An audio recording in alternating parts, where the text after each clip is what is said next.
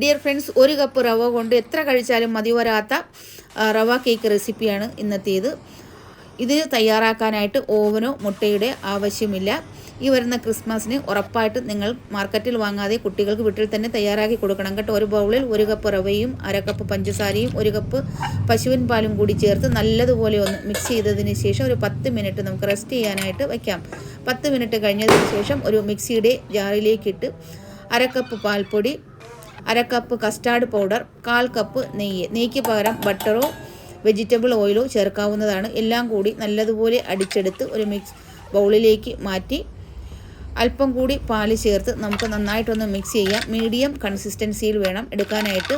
എനിക്ക് 1/4 കപ്പ് പാലായിട്ടുണ്ട്. ഇതിലേക്ക് 1 spoon baking പൗഡറും 1/4 ടീസ്പൂൺ ബേക്കിംഗ് സോഡയും നിങ്ങൾക്ക് ഇഷ്ടപ്പെട്ട ഡ്രൈ ഫ്രൂട്ടൊക്കെ ഇതിലേക്ക് ചേർത്ത് കൊടുക്കാം. ഡ്രൈ ഫ്രൂട്ട് ഇടാതെയും നമുക്കിത് തയ്യാറാക്കാവുന്നതാണ്.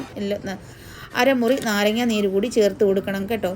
എന്നിട്ട് നന്നായിട്ടൊന്ന് ബീറ്റ് ചെയ്തെടുക്കണം. എന്നിട്ട് ഗ്രീസ് ചെയ്ത ബട്ടർ പേപ്പർ കേക്ക് മോൾഡിൽ വെച്ചതിന് ശേഷം നിങ്ങൾക്ക് ഇഷ്ടപ്പെട്ട കേക്ക് മോൾഡിൽ ഇതുപോലെ വെച്ച് കൊടുക്കാവുന്നതാണ്.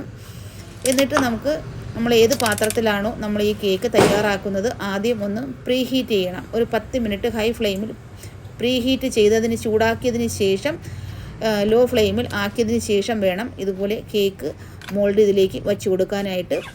എന്നിട്ട് ഒരു 45 മിനിറ്റ് ലോ മീഡിയം ഫ്ലെയിമിൽ നമ്മൾ ബേക്ക് ചെയ്തെടുത്താൽ അടിപൊളി കേക്ക് തയ്യാറാക്കാം. ഇതിൻ്റെ മെയിൻ വീഡിയോ ഞാൻ അപ്ലോഡ് ചെയ്തിട്ടുണ്ട് കേട്ടോ. ഇഷ്ടപ്പെട്ട ലൈക്ക് അടിക്കാൻ മറക്കല്ലേ. വളരെ സോഫ്റ്റും ടേസ്റ്റുമാണ് കഴിക്കാനായിട്ട്.